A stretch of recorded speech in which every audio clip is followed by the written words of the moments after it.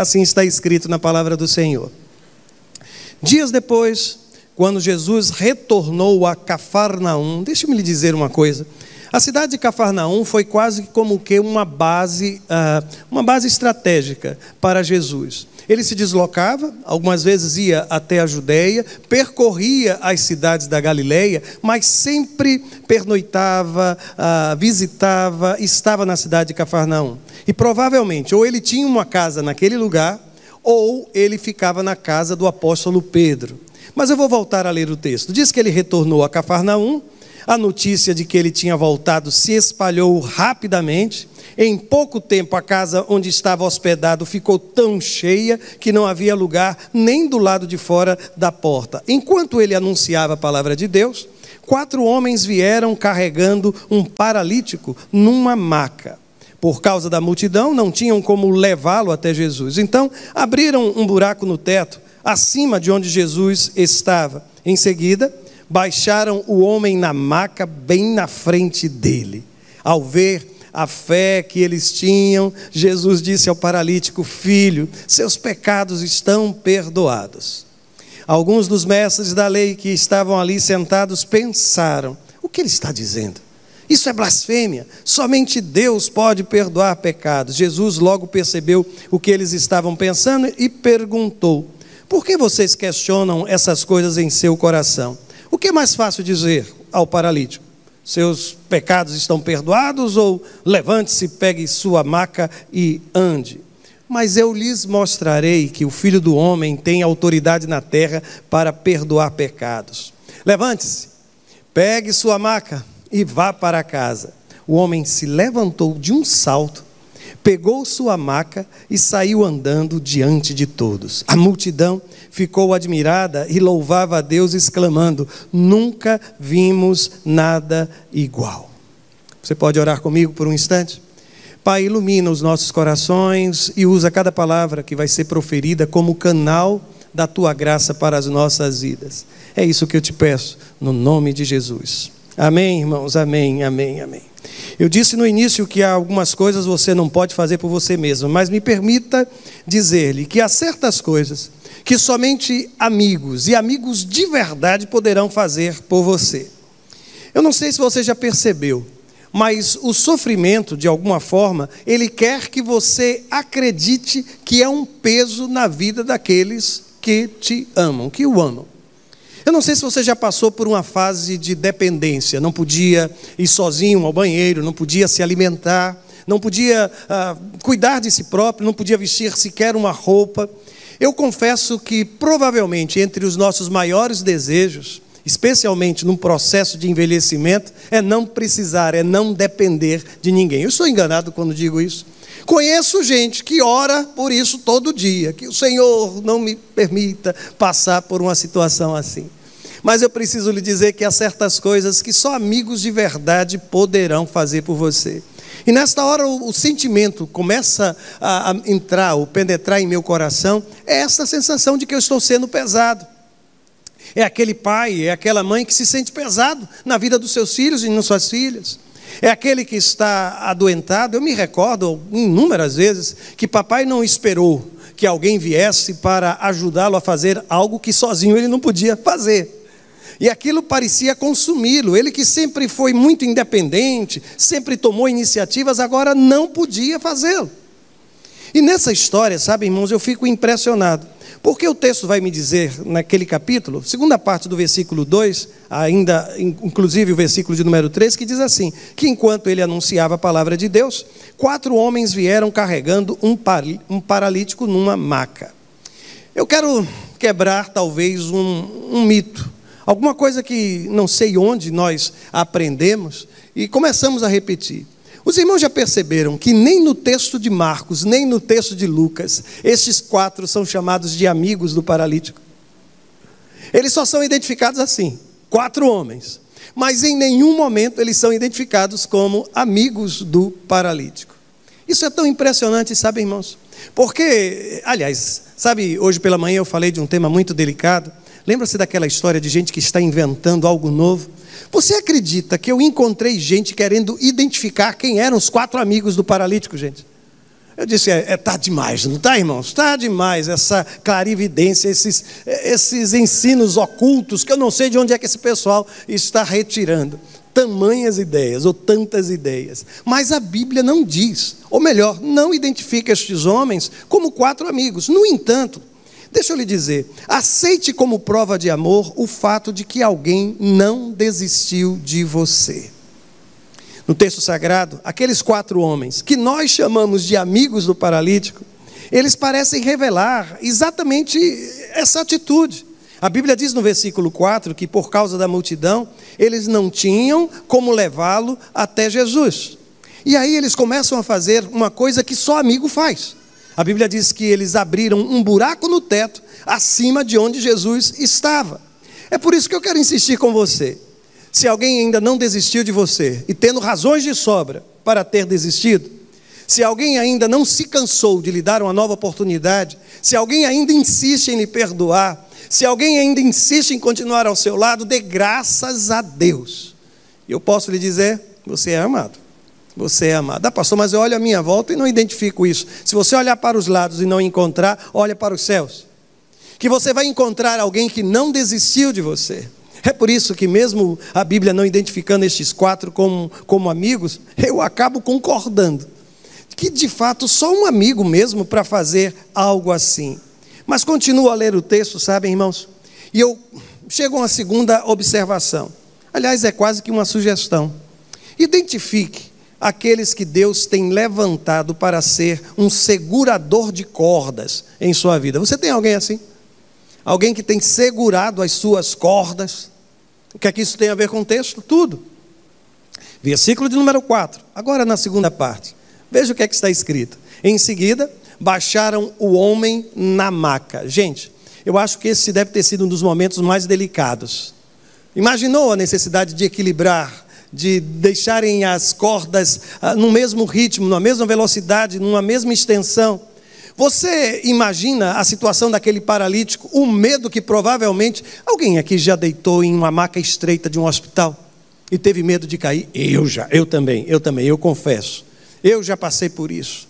Parece que não vai caber, não é? A gente olha para um lado, olha para um outro, fica inseguro, andando em uma ambulância. Eu não sei se você já passou por algo assim, mas aqui está. Só que à medida que aquele homem descia, alguém estava lá em cima, segurando as cordas.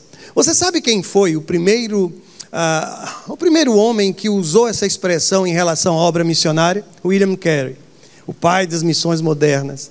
Ele tem uma expressão que ele diz assim: em missões existem aqueles que vão descer ao poço e aqueles que vão segurar as cordas. Eu não sei se você é alguém que está descendo ao poço, olhando para cima e agradecendo e dizendo, não solta não, não solta não, não solta não. Ou se você é aquela criatura que tem segurado cordas. Seguradores de cordas às vezes se sentem, se alguém pudesse segurar as minhas cordas.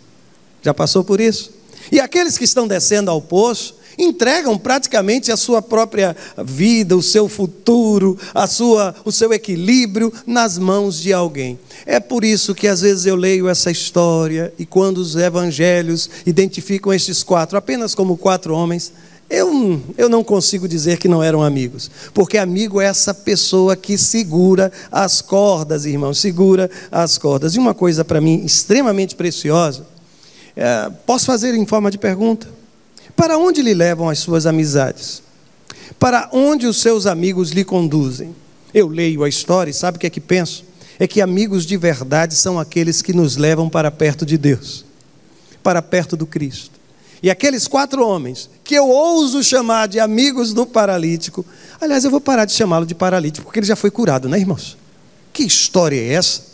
De nomeá-lo e não abrir mão do fato de que um dia ele foi. Então vou dizer assim, aqueles 4 homens que eu ouso chamar de amigo daquele que um dia foi paralítico, mas curado foi pela graça e pela misericórdia de Deus.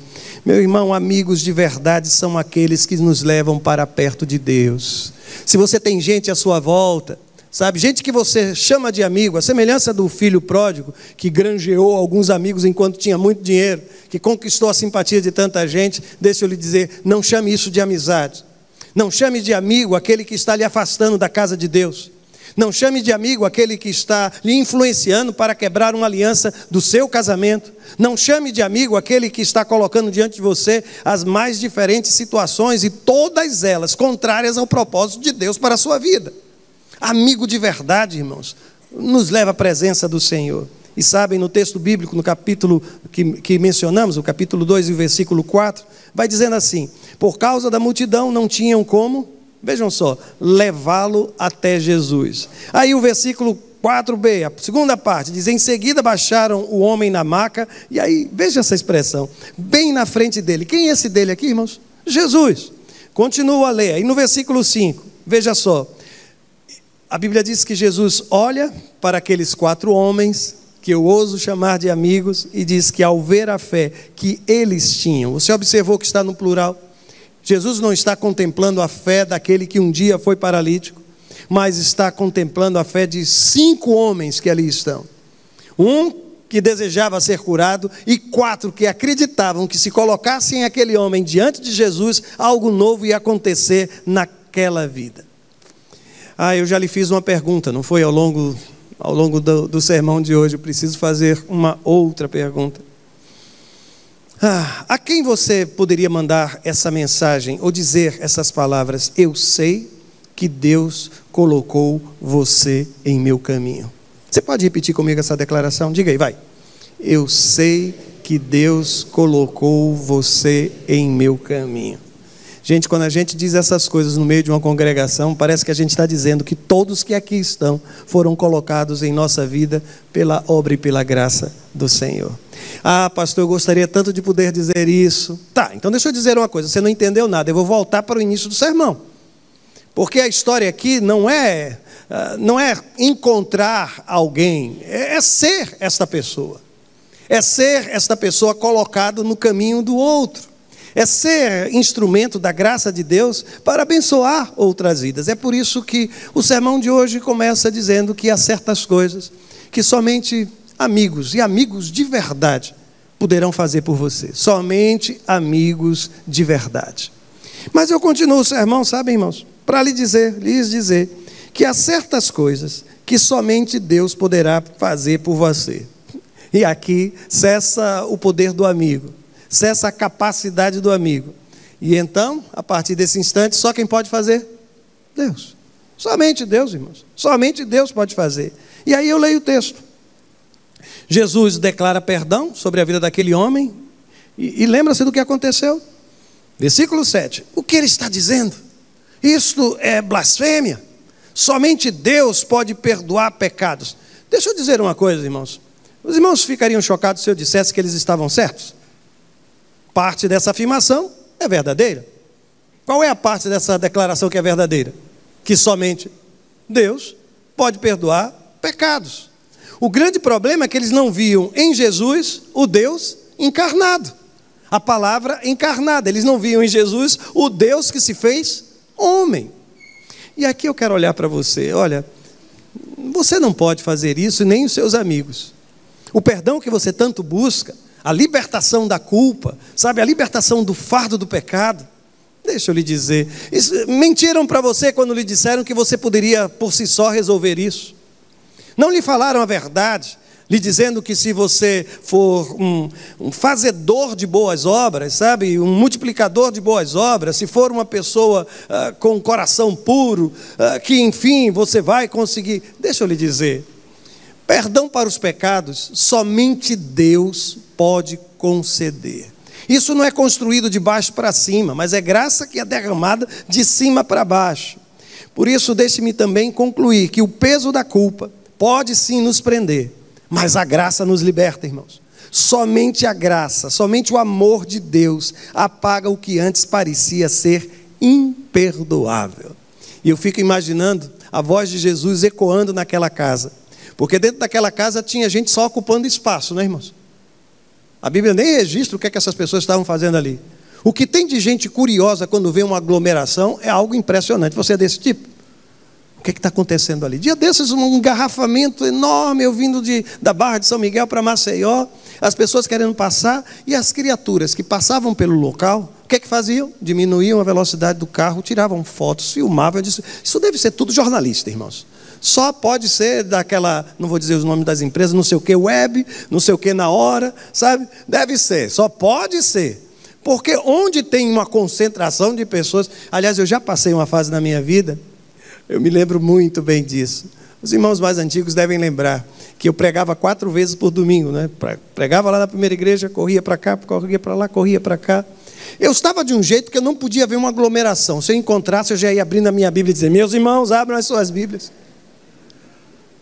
Sabe aquela gente que vai para shopping center, vê uma multidão, um grupo de pessoas, será que é alguma oferta? Será que é alguma coisa? Será que tem alguma promoção nesse lugar? Pois bem, meus irmãos, tinha gente ali só ocupando espaço, mas tinha essa gente que mesmo estando naquela casa, vendo tanta gente sedenta, ainda conseguia se colocar do outro lado da graça, se colocar no meio da desgraça, como profeta da desgraça, que não conseguia se alegrar, mas naquele lugar, naquele dia, uma fala, uma declaração: filho, os seus pecados estão perdoados. Eu não sei se você já ouviu falar de Paul Tournier. Ele tem um livro chamado Culpa e Graça, psiquiatra suíço, cristão. A obra dele se tornou praticamente um clássico. Maravilhoso texto. Eu destaquei aqui um detalhezinho, um parágrafozinho dele, quando ele diz assim: olha, no contato íntimo com Deus. E eu gostei tanto daquela foto, porque ele tem cara ali, não tem de psiquiatra, gente? Eu olhei para ele, ele tem cara de psiquiatra. No contato íntimo com Deus, a maneira pela qual nós nos julgamos é fundamentalmente transformada. É aqui, meus irmãos, que a graça de Deus, sabe, se manifesta, lançando luz. Talvez você esteja vivendo em função de um passado de culpa. Eu quero dizer que só Deus pode lhe libertar disso. Sabe aquela amargura de algo que você um dia escutou? Só Deus pode lhe libertar disso. Sabe, alguns amigos têm conversado com você. Alguns amigos têm lhe levado até perto de Jesus. Alguns amigos têm desafiado até, sabe, as circunstâncias, os obstáculos, não desistiram. A gente vai encontrar um jeito, a gente sobe com você, a gente vai lá para o telhado. Os telhados, sabe, irmãos, eram normalmente planos, algumas ripas, uma esteira, depois um barro era colocado por cima. Era fácil fazer aquilo, mas subir com um paralítico pelas escadas do lado de fora, chegar ali, era algo arriscado, muito arriscado. Mas amigo que é amigo não desiste. Pai que é pai não desiste. Mãe que é mãe não desiste. Marido que ama, esposa que ama. Mas eu quero lhe dizer que há um limite para isso. Há um momento em que somente a graça de Deus será suficiente para libertar a sua alma. E nesse instante, sabe, eu quero de fato reforçar esta ideia. Nem o paralítico, nem os seus 4 amigos, no texto sagrado, precisaram dar qualquer resposta àqueles que estavam se levantando, criticando a declaração de Jesus. Cristo é quem vai responder em seu lugar, viu? Acredite nisso. Jesus fala àquele homem, começam as críticas, mas o paralítico, ou aquele que foi paralítico e os seus 4 amigos, não há registro de nenhuma declaração, nenhuma palavra. Eu sei que às vezes a vontade que a gente tem é dar uma resposta, não é, irmãos? Mas aí a Bíblia diz o quê? Jesus logo percebeu o que eles estavam pensando e perguntou. Isso é coisa que só Deus sabe, viu? Somente Deus pode fazer por você. Saber o que estão pensando a seu respeito. Você de repente recebe um abraço, imagina que aquele abraço é sinônimo de amor, ou um beijo tal qual Judas, e você imagina que aquilo é afeição, e não sabe o que está por trás daquilo. Mas Jesus sabe. E há coisas que Jesus pode fazer, ele sabe, se antecipa e responde. A Bíblia diz que Jesus logo percebeu o que eles estavam pensando e perguntou: por que vocês questionam essas coisas em seu coração? Mas eu continuo a ler o texto e eu quero lhe dizer que Deus, ele responde aquelas questões que sequer eu tenho conhecimento, que somente Deus pode me dar perdão para os pecados. Mas eu também preciso de dizer que Deus continua sendo o Deus do impossível, sabe, irmãos? Porque nessa história, é evidente, fica evidente que algo que só Deus pode fazer para a sua vida, curar não somente a sua alma, com a declaração de perdão para os pecados, mas curar o seu corpo, restituir a sua saúde. Está escrito assim, olha, levante-se, pegue sua maca e vá para casa. Vá para casa. Eu vou passar aqui uma imagem e depois eu vou pedir que eles coloquem o vídeo, tá? Se preparem para colocar, por favor. Eu hoje me emocionei enquanto pensava nisso, porque aqueles que são aqui há algum tempo sabem que esse texto foi um texto que Deus usou a vida desta mulher que aqui está sentada num momento de reflexão que até hoje eu não esqueço. Sabe aquele sermão que você olha assim, você escuta e diz, meu Deus, Deus purinho falando ao povo? Pois bem. Eu trouxe aqui uma recordação. Aqui há uma parte de um sermão que eu preguei no dia 21 de maio de 2023. E depois, o que Deus fez. Essa é a minha história, essa é a história da nossa família, no dia em que conhecemos. Aliás, eu ainda recordo o dia que Davi entrou neste lugar, depois de todas aquelas dificuldades que vivemos, e a igreja cantava aquilo que parecia impossível, aquilo que parecia não ter saída. E nós declaramos, nós vimos, irmãos, a manifestação da graça de Deus. Mas, para recordar, observem isso aqui. Eu vou estar nesse lugar, agradecendo ao Senhor, junto com os irmãos. Eu vou estar nesse lugar, Pai. Esperamos em Ti, porque Tu és o Deus que pode agir e operar milagres, meu Deus. 1, 2, 3 e alto, Davi! Aqui pulo alto! Muito bem! Eita, que pulo alto! Eita, Davi! Eita, que pulo alto! Pra cá! Vai! Isso!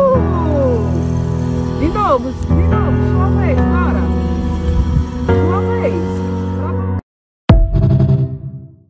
Nós vimos a glória de Deus, não foi, irmãos? Nós vimos a glória de Deus. Porque o Deus a quem servimos é aquele que ainda pode olhar para um paralítico e dizer, olha, levante-se, pegue sua maca e vá para casa. Eu não sei quantos se recordam, mas aquela cama elástica teve uma história em torno dela. Eu comprei a cama elástica porque Davi ama pular, sabe, irmão? Saltar.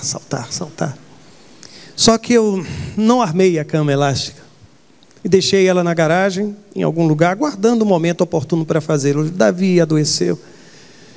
E certo dia, voltando para casa, quando fui estacionar o carro, lá estava aquela cama elástica fechada. E eu desabei no choro. Eu disse, meu Deus, por que eu não armei isso logo?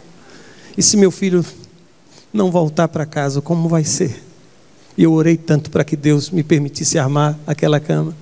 E esse foi o primeiro dia que ele começou a saltar. Os gritos que os irmãos ouviram foi da mulher que é responsável por fazer as fisioterapias do nosso filho. Ele tão magrinho. E ele começou a se levantar, irmãos, para a glória de Deus. Eu não estou falando de um Deus do primeiro século, sabe, irmãos? Eu sei que alguns talvez até sejam simpáticos à ideia cessacionista, né? Dizendo que já se acabou aquele tempo. Eu ainda acredito num Deus que move montanhas, sabe, irmãos? Num Deus que responde a oração do seu povo e do jeito que Ele quiser. Às vezes Ele nos diz sim, às vezes Ele diz ainda não, às vezes Ele diz simplesmente não. E às vezes Ele fica até em silêncio. Mas Ele continua sendo Deus. E na história bíblica, irmãos, é isso que eu enxergo. E querem saber? Eu disse que algumas coisas só alguns amigos podem fazer, e amigos verdadeiros podem fazer por você, não foi? Também lhe disse que há certas coisas que nenhum amigo, por melhor que seja, pode fazer no seu lugar. Mas eu preciso terminar lhe dizendo que há certas coisas que somente você poderá fazer por você mesmo. Nós deixamos a história sob aquela palavra de Jesus, não foi? Dizendo que aquele homem estava perdoado, mas mandando que ele se levantasse e pegasse a maca. Eu vou lhe dizer o que aconteceu depois disso. Assim está escrito: o homem se levantou de um salto, pegou sua maca e saiu andando diante de todos. Os irmãos conseguem perceber 3 verbos num texto tão pequeno? É para descrever passo a passo o que aconteceu. Consegue perceber? Aquele homem, ele se levanta. Observem, irmãos, ele se levanta como? Diga de novo, ele se levanta como? De um salto. Quando Jesus faz, irmãos, quando Deus opera, aquele que nunca firmou os pés no chão, que nunca soube o que era caminhar, ele fica de pé, sabe? De um salto, irmãos. De um salto. Ele se levantou. Ele acreditou na palavra de Jesus. Eu tenho para mim, aqui alguns de nós, se estivesse no lugar daquele homem, provavelmente pediria a palavra. Senhor, eu tenho certeza. O Senhor sabe que eu sou paralítico? O Senhor sabe que eu nunca fiquei de pé? Não vem ninguém aqui para me segurar? Para me ajudar a me levantar? As minhas pernas, ao longo de todo esse tempo, estão atrofiadas, sem movimentação. Os meus músculos. Como eu vou me firmar? Quando Deus opera é assim, irmãos.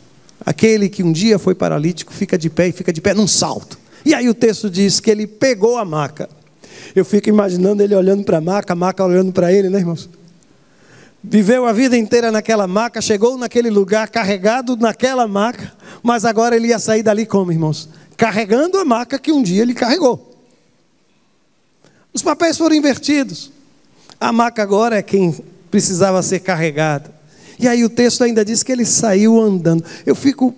Consegue perceber a poesia do texto? Porque ele diz assim, saiu andando diante de todos. Eu fico imaginando, ninguém conseguia olhar para outra pessoa naquela casa, a não ser para aquele que desceu do telhado e agora está saindo andando. E as pessoas olhando para aquilo. Aí diz o texto sagrado, sabem, que a multidão ficou admirada. A palavra aqui, literalmente, seria fora de si. A multidão ficou fora de si. E aí o texto diz que a multidão também louvava a Deus. Eu lhe disse que há certas coisas que somente você pode fazer. Acreditar que Deus tem poder para perdoar os seus pecados. Ficar de pé depois de uma ordem dada por Jesus, ainda que tudo à sua volta, as circunstâncias digam que não. Ter um ato de fé, levantar-se, sabe, sair da posição do assistido, daquele que está sobre uma maca, para se tornar aquele que caminha, que anda diante de todos, é uma decisão que você pode tomar e só você pode tomar. Dizer não àquilo que tem arrastado você para longe da presença de Deus, só você pode dizer. Amigos provavelmente estão tentando lhe dizer isso. Mas isso só vai ser verdade no dia em que você mesmo tomar essa decisão. Tem muita gente orando por você, eu acredito. Mas essas orações estão chegando no trono da graça. Mas algumas decisões, algumas atitudes precisam ser tomadas por você. E você não pode terceirizar o seu futuro. Colocar nas mãos de quem quer que seja. Por quê? Porque há certas coisas que somente verdadeiros amigos vão fazer por você.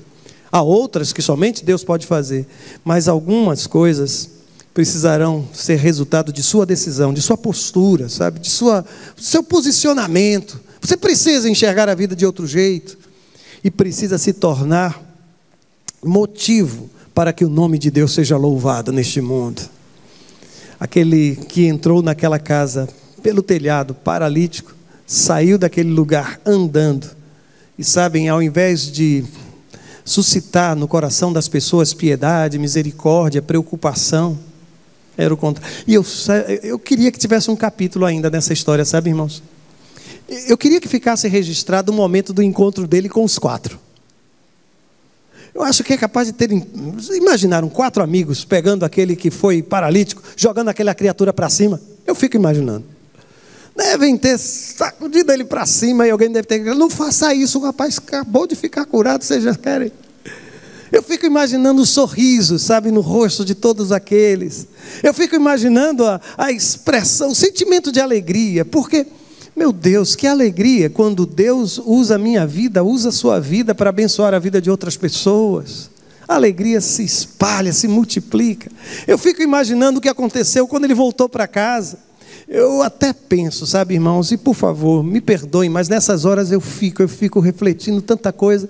Eu fico imaginando que no dia que ele saiu de casa, e alguém disse, você está indo para onde, meu filho?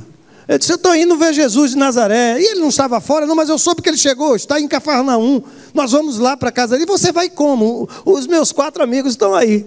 E disseram que vão me levar na maca até lá. Ah, fica em casa, para que você vai fazer isso? O que é que Jesus de Nazaré vai poder fazer por você? Aí chega aquele camarada de volta, batendo na porta de casa. Quem está aí? Sou eu, mãe. Sou eu, pai. sou eu, com a vida completamente restaurada. Completamente restaurada. Eu não sei como foi que você saiu de casa. Às vezes a gente sai de casa um caco, né? Sai de casa somente pela graça. Ai, meu Deus, somente pela graça. Eu estou indo para a igreja, mas Deus sabe como eu estou indo. Aí algo assim acontece num espaço como esse, e aí a gente volta para casa, sabe, irmãos? Sendo motivo de louvor, de glória para o nome do Senhor. Eu estou orando para que isso aconteça hoje com você. Eu estou pedindo que Deus faça isso, exatamente isso, agora na sua vida. Que você escute somente a voz do Senhor e acredite. Dê um passo de fé. Se o Senhor lhe disser levante-se, levante-se, levante-se de um salto. Não fica dizendo, eu vou pensar, eu vou fazer. Não, não. Decisões como essa precisam ser, sabe, tipo, ou tudo ou nada. Eu preciso tomar tal decisão. Decidir ficar ao lado de Jesus, decidir crescer ao lado dele, decidir fazer com que a sua vida seja alvo de sua misericórdia, alvo de sua graça. No lugar onde você está, se for o seu desejo, e eu, por favor, não faça isso porque eu estou sugerindo, mas se você entende que esse é um momento de Deus na sua vida, no lugar onde você está, você vai fechar os seus olhos, vai invocar o nome do Senhor e vai dizer, Senhor, eu quero colocar minha vida nas tuas mãos. Eu quero me derramar na tua presença. Eu quero ver modificada a minha realidade, a minha história. Eu quero algo novo, eu preciso de algo novo, Pai, em meu coração, em minha vida. Se não souber o que dizer, se você não tem esse costume, faz tempo que você não conversa com Deus, não tem palavras, deixa eu sugerir, faz o seguinte, diga assim ao Senhor, Senhor Jesus, nesta noite, Senhor Jesus, nesta noite, eu quero entregar a minha vida nas tuas mãos. Eu quero estabelecer com o Senhor uma aliança, de viver segundo a tua vontade, de servir para a honra e glória do teu nome. Diga isso no lugar onde você está.